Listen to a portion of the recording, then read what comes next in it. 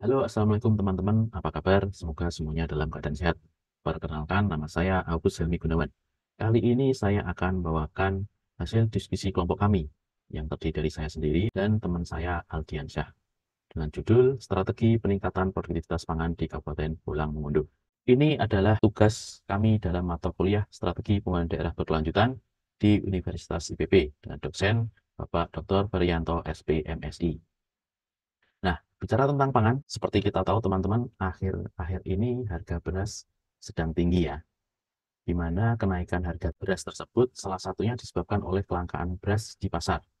Tentu hal ini bisa dibilang ironis ya teman-teman, karena kalau diingat dulu di masa Orde Baru, salah satu program yang cukup terkenal adalah swasembada pangan, di mana saat itu Indonesia berhasil dalam memproduksi atau menyediakan beras bagi rakyatnya sendiri tanpa mengandalkan impor dari negeri lain. Dibarengi dengan tumbuhnya populasi, produksi beras dalam negeri ternyata tidak sanggup untuk mengimbangi kenaikan populasi tersebut.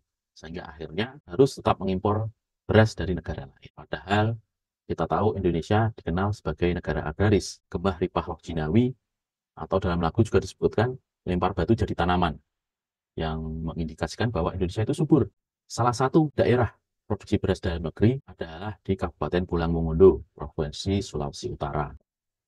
Dalam dokumen Rencana Pembangunan Daerah tahun 2023 sampai 2026, Kabupaten Pulang Mongondo yang mempunyai visi kabupaten yaitu adalah Pulang Mongondo yang baru, berbudaya, berdaya saing dan mandiri sebagai lumbung pangan Indonesia Timur. Di situ ada 5 misi dan kita akan fokus di misi kelima, yaitu mewujudkan Pulang Mongondo sebagai lumbung pangan di Indonesia bagian timur. Visi tersebut ternyata mengalami berbagai kehambatan, di mana sejak tahun 2019 pertumbuhan PDRB di sektor pertanian, kehutan, dan perikanan melambat. Salah satu alasannya adalah para petani yang mulai beralih menjadi penambang karena pendapatan dari hasil pertanian tidak terlalu menjanjikan. Nah, ini adalah kerangka pemikiran dari makalah kami. Di sini kami menggunakan analis SWOT ya, yang diidentifikasi dulu faktor internal dan faktor eksternalnya. Kemudian dilakukan perumusan strategi peningkatan produktivitas pangan di Kabupaten Pulang Mongondo. Ini adalah matriks analis SWOT yang kami lakukan, teman-teman. Jadi yang pertama kita lihat faktor internalnya dulu, yaitu kekuatan dan kelemahannya. Yang pertama terkait produksi beras tinggi. Seperti yang disampaikan tadi bahwa Kabupaten Pulang Mongondo merupakan penghasil pangan tertinggi di Sulawesi Utara. Yang kedua adalah dukungan pemerintah daerah. Kabupaten Pulang Mongondo adalah kabupaten yang mengandalkan tanaman pangan dalam perekonomiannya. Sehingga pemerintah Kabupaten Pulang Mongondo cukup perhatian dengan pertanian di kabupaten ini. Salah satu kebijakan yang diambil oleh Kabupaten Daerah Pulang Mongondo yaitu adalah menetapkan Perbup nomor 20 tahun 2017 tentang cadangan pangan pemerintah atau CPP. Tujuan adanya CPP adalah untuk menyediakan pangan di daerah dalam menghadapi keadaan darurat dan pasca bencana serta melindungi masyarakat akibat gejolak kenaikan harga. Potensi yang lain yang kami lihat adalah adanya lahan pertanian kering yang luas. Kemudian sebagian besar penduduk adalah petani dan yang terakhir adalah tanaman pangan dan perkebunan adalah komoditas utama di Kabupaten Pulang Mongondo. Kemudian berikutnya mengenai kelemahannya, ini salah satunya kami ambil dari dokumen Rencana Pembangunan Daerah Kabupaten Pulang Mongondo tahun 2023-2026, yaitu yang pertama kurangnya sarana dan prasarana teknologi. Yang kedua, kualitas pasca panen yang rendah. Kemudian kelemahan yang lain adalah terkait masalah SDM. Di sini masalah SDM tentu saja bukan hanya kualitasnya, tapi kuantitasnya juga masih kurang. Dan mungkin inilah yang menyebabkan pembinaan terhadap kelompok masyarakat juga belum optimal. Selain itu, kami juga melihat infrastruktur kondisi rusak berat masih banyak ya. Yang terakhir adalah seperti yang disebutkan tadi, yaitu minat petani yang rendah yang disebabkan karena akhir-akhir ini menjadi seorang petani tidak menjanjikan ya, sehingga banyak petani-petani di Pulau Mongondo yang beralih profesi ke sektor tambang. Berikutnya, di faktor eksternalnya, kami melihat adanya beberapa peluang dan juga ancaman. Yang pertama, terkait peluangnya, yaitu adalah letak geografis yang cukup strategis. Kabupaten Pulau Mongondo terletak tepat di jalur darat koridor Sulawesi yang memiliki potensi dan mobilitas ekonomi yang tinggi, sehingga menjadi salah satu penarik investor ya. Kemudian jalur laut juga sedang berkembang dan akan terus ditingkatkan. Kemudian yang kedua, adanya perkembangan ilmu pengetahuan dan teknologi pertanian. Yang ketiga adalah kebijakan pemerintah pusat. Dukungan pemerintah pusat antara lain adalah program ketahanan pangan dan ketahanan air. Di Kabupaten Pulang Mongondo sendiri, salah satunya adalah pembangunan bendungan Nolak. Nah, berikutnya terkait faktor ancaman. Perubahan iklim adalah faktor yang cukup menentukan dan menjadi ancaman bagi setiap daerah. Perubahan iklim ini dapat menyebabkan kelangkaan atau produksi beras turun, yang kemudian membuat harga bahan pangan menjadi turun ya, atau ada fluktuasi harga pangannya.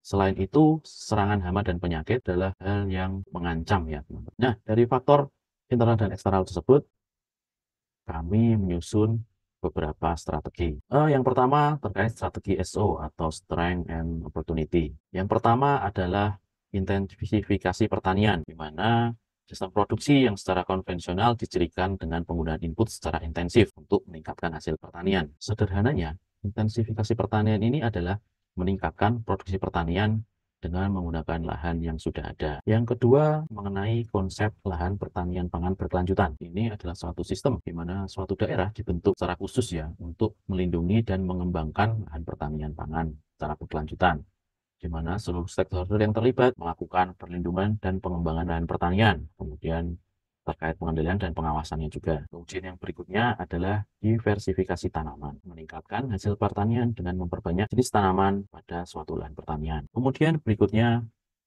pada strategi WO atau Weakness and Opportunity, kami melihat salah satu strategi yang bisa dilakukan adalah membangun kerjasama antara pemerintah, petani, dan swasta. Salah satunya mungkin bisa adanya kawasan lahan pertanian pangan berkelanjutan atau kawasan agribisnis, di mana tiga pilar tadi bekerja sama. Kemudian berikutnya adalah pendidikan dan pelatihan pertanian. Tidak dapat dipungkiri ya bahwa ilmu pengetahuan dan teknologi di bidang pertanian sangat berpengaruh dalam meningkatkan produktivitas aktivitas pertanian. Yang berikutnya adalah terkait pembangunan infrastruktur. Untuk menunjang ketahanan pangan, salah satunya adalah perbaikan kondisi jalan serta saluran irigasi. Jalan berguna untuk memperlancar arus distribusi. Saluran irigasi yang menjangkau seluruh lahan juga dapat meningkatkan produksi pertanian. Berikutnya terkait strategi ST. Yang pertama, pengembangan kawasan agribisnis. Kawasan agribisnis ini adalah strategi yang dapat dilakukan sebagai bentuk kerjasama antara pemerintah, petani, dan pihak swasta. Selain itu, pengembangan agribisnis ini diharapkan dapat mengendalikan fluktuasi harga dan menjaga stabilitas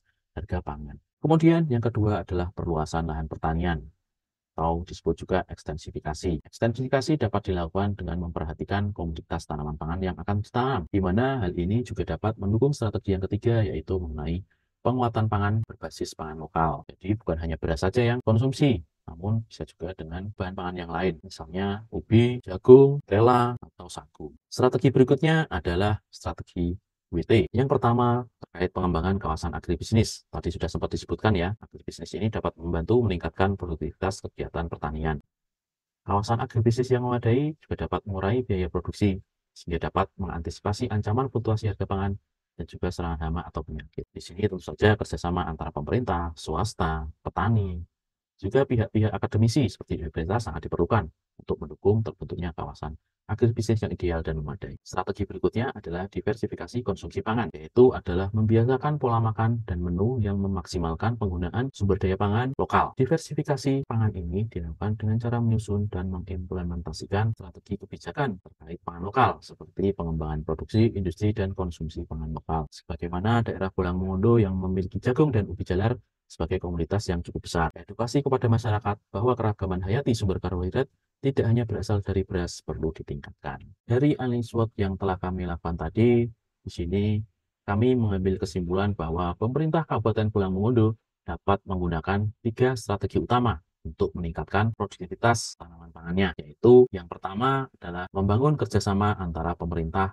petani, dan swasta. Di sini kerjasama dapat dilakukan di berbagai program, yaitu antara lain adalah pengembangan kawasan agrobisnis, pengembangan kawasan pertanian berkelanjutan, agroekosistem, serta dalam hal pendidikan dan pelatihan, baik kepada masyarakat maupun kepada SDM di lingkungan pemerintah daerah sendiri.